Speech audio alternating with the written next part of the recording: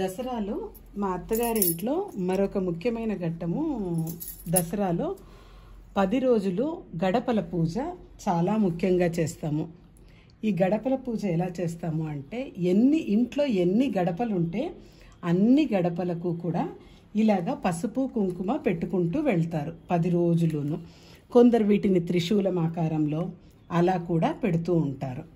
ఇలా ఒక పసుపు 2 కుంకుమ బొట్లు, నెక్స్ట్ డే 2 పసుపు బొట్లు 1 కుంకుమ బొట్టు ఇలా పెట్టి గడపకు పూజ చేస్తారు. అలాగే గడపకి వస్త్రంతో అలంకరిస్తారు. రోజు గడపలకి పువ్వులు పెడతారు. అవి కూడా ఎల్లో కలర్ పూలు, పల్లెల్లో విపరీతంగా దొరికి ఆ పూల పేరు నాకు గుర్తు రావట్లేదు, అది పెడతారు. కానీ తంగేడు పూలు కరెక్ట్, అవి ఇప్పుడు మనకి ఇక్కడ సిటీలలో దొరకవు కాబట్టి నేను దొరికేటువంటి పూలతో పూలు చేస్తాను. ముగ్గు వేసుకోవాలి, అపార్ట్మెంట్స్లో కనిపించదు కదా, చిన్నగా ముగ్గు వేసేసి సైడ్ నెయ్యి పెట్టాను రెడీమేడ్వి. తర్వాత నైవేద్యం చేసి హారతి చేస్తారు. మొదటి రోజు టెంకాయ కొట్టి పూర్ణంతో చేసినటువంటి వంట నైవేద్యంగా చేయాలి. చివరి రోజున కూడా అలాగే పూర్ణంతో చేసినటువంటి వంట నైవేద్యంగా చేసి టెంకాయ కొట్టాల్సి ఉంటుంది. ఈ 10 రోజులు ఇలాగా చక్కగా పూజ చేస్తారు గడపలకి.